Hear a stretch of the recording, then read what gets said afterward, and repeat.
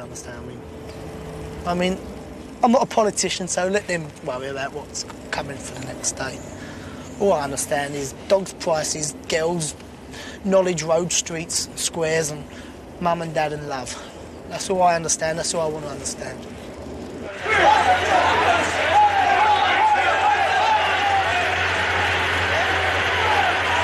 Yeah? Go on, Free, chase it. Go on, boy. Go on, Free, son. On the out, Free.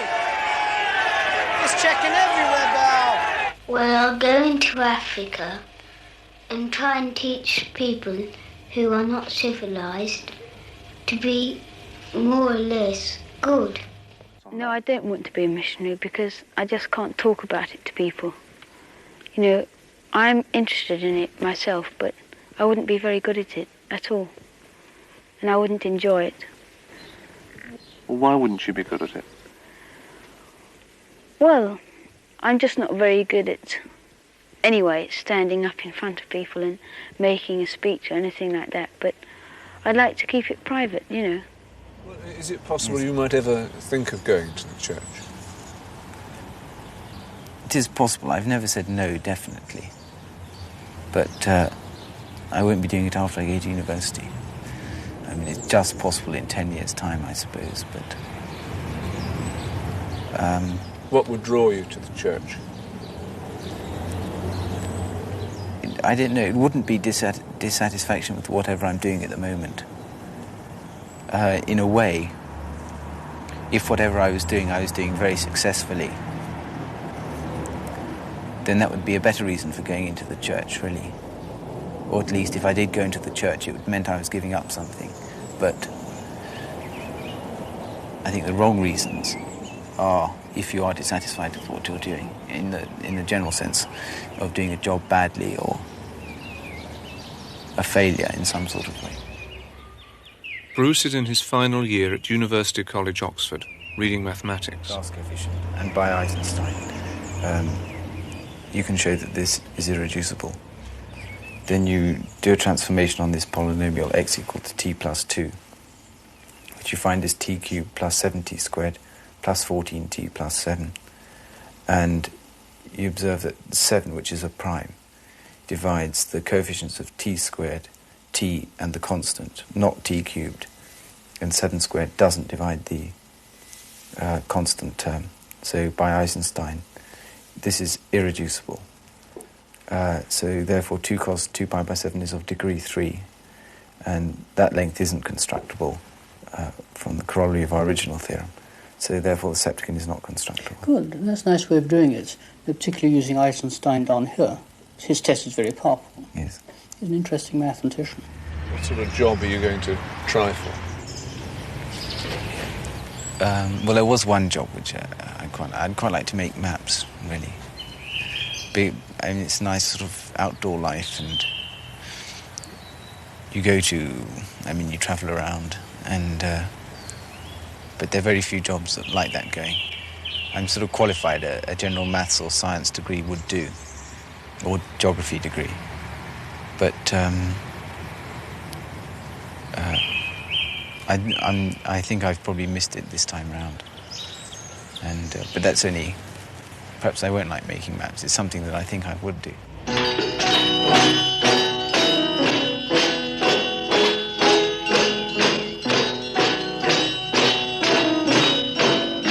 Melbourne probably had a great influence on me, in a way. I mean, I was absolutely shocked rigid when I went to my prep school and found people thought of doing things wrong. I never really upset anyone or questioned authority or misbehaved in any of my 2 later schools, which may seem an ideal sort of thing, but I think it's probably healthy to question why you have to do certain things, which I never did. Bruce was a boarder at this pre-preparatory school from the age of 5. Squad left foot inward, play! Squad breathing! Well, it is mainly this lack of responsibility for doing jobs given to me. People will say, why haven't you done this? Look, you've upset us. I was secretary of Bridge Society, Chess Society, Cricket Society.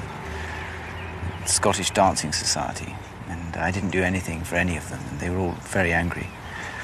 And I spent last summer term in total seclusion. I saw maybe half a dozen people all term in my room, darting across quads. People would say, I saw Baldwin today, and they'd say, no, really? It was awful, really. My heart's desire is to see my daddy, who's 6,000 miles away. You know, I've been getting on well with my stepfather. And I like to see my father occasionally. And he does come over from Rhodesia. What effect has the fact, that you've seen very little of your father had on you? Nothing really. It's something I regret that I didn't really get to know him better at all. We've written, we're both very bad writers, I probably worse than him. And that's something I regret, is not having just a regular correspondence. Because I think he's an interesting man, actually. And he probably regrets it as well. Well, what do you think about your own upbringing? I mean, what have been the strongest influences on that? Probably to not let down my mother, really, because she's worked awfully hard to get me through school. And I haven't let her down yet. Then, as far as not having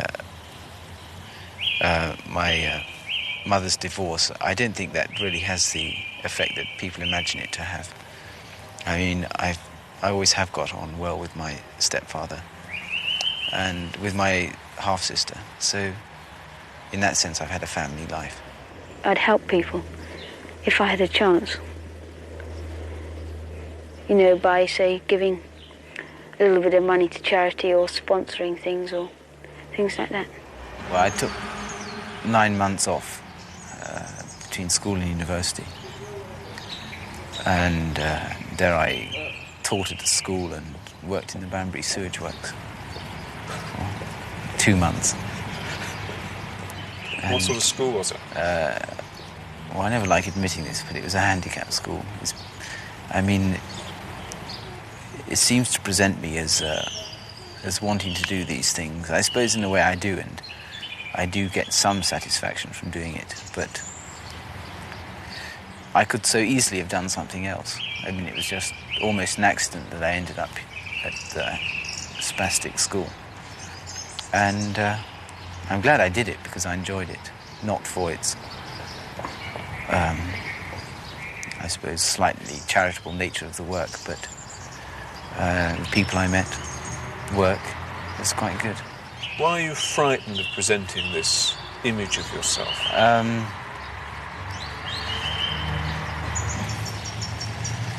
It's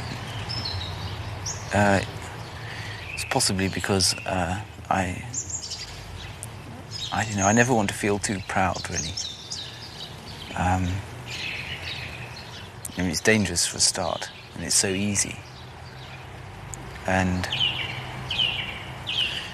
it doesn't work in a way because, all right, I can try and pretend to be humble, but that's being proud in just the same sort of way.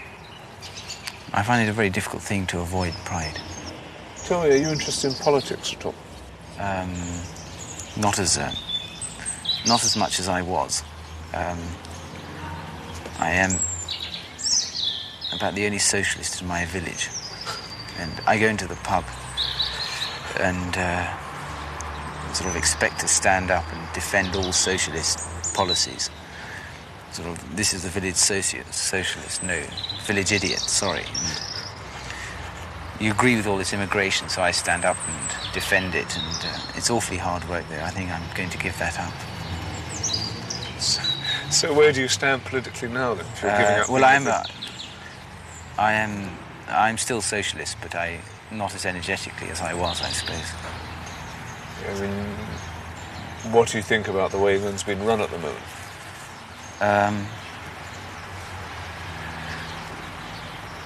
Well, I'm glad the socialists are in power, because this elusive thing called freedom is sort of rearing its head, and the Conservatives are pushing it forward. And this argument, I thought this argument was smashed at the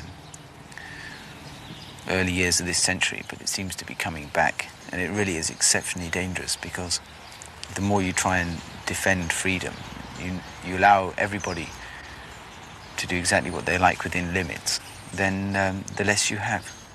I mean, there's no freedom in being living in a slum. There's no. I mean, it's all right, you can say the chap can do whatever he wants, he can get a better job or anything, but that's just not the case. The more you defend freedom, the less you have it. Well, my girlfriend is in Africa, and I don't think I'll have another chance of seeing her again. You got any girlfriend? No, not yet. I'm sure it will come, but not yet. What is your attitude to sex? Well, it's not quite the normal attitude to anti-sex. It's more, I mean, I, as it were, burnt my fingers a little, and I don't feel as though I'm missing anything now. I don't feel the need for it, and I'm quite happy at not feeling the need for it, really. I mean, I do think a lot of people think too much about it. What happened when you burnt your fingers?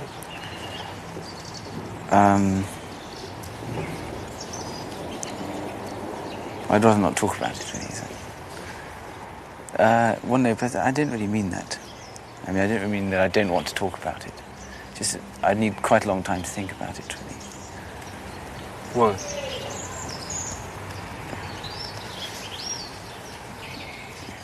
Well, in the end, I decided that the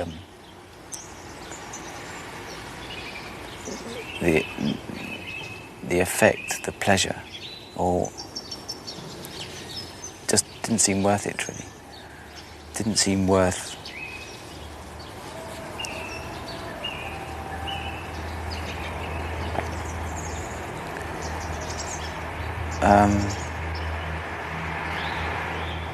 see, I think there are two different sorts. There's sort of casual sex, and then there's sex in love and marriage. And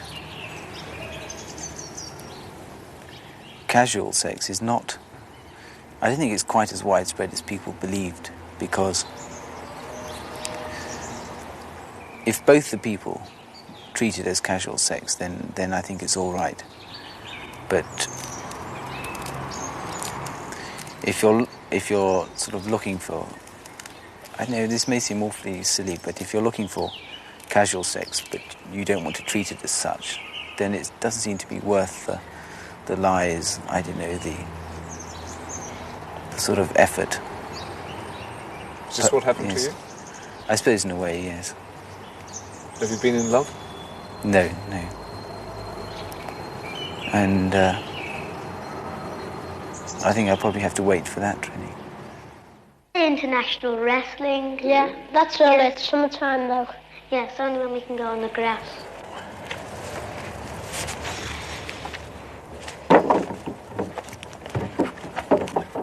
Neil went to a comprehensive school in Liverpool, got 4 A-levels, then walked out of Aberdeen University after 1 term, and is now doing casual labour in London. I came to London, I think, because I wanted to start a new life, really. I'd left the university in Aberdeen at the end of 1975, and I became conscious of the fact that I was drifting around, which I suppose I'm still doing here, but at least I took the decision to move myself. And I think possibly there's more challenge in London than there ever could be in Aberdeen. Peter, Neil's school friend from Liverpool, is now in his last year at London University, reading history. It was obviously a big step. It was exciting more than anything. I mean, that sounds corny, but it was. Do you remember the day you left Liverpool? Yeah, very well. It was pouring down with rain, I remember that. Just the traditional send-off from Lime Street. My mum and dad were there. A couple of mates turned up at the last minute in the school to see me. Catch a girl and kiss a girl. Yeah. And what happens then? Well, the girls are all screaming. Yeah, and when we catch them, we kiss them. We're interested in contrast with you and Neil. Yeah. Were you aware of differences in home background at the time when you were... Sure, yeah. I mean, both Neil's parents are teachers, as you know. And that's got to be a hell of a difference for a start. I mean, I'm not knocking them for a minute, they're very nice people. But there's obviously going to be some sort of academic type atmosphere in the house.